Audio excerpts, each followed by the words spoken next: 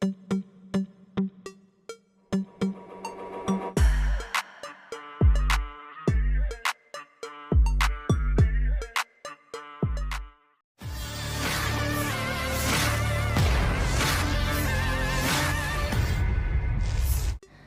terjun payung Rusia menyerbu benteng angkatan bersenjata Ukraina di dekat Verbovoy.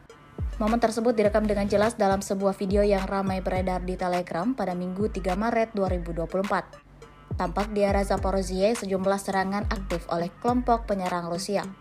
Setelah membombardir ruang galian infanteri Ukraina dengan granat fragmentasi tangan, kelompok militer Rusia menyelesaikan pembersihan posisi dengan tembakan senjata ringan. Beberapa pasukan Zelensky ditangkap dan prajurit yang melawan dieliminasi ketika tempat perlindungan dibersihkan. Tidak diketahui pasti apakah ada korban jiwa imbas serangan militer infanteri Rusia ini. Sejauh video ini beredar, beragam komentar dikirimkan warganet.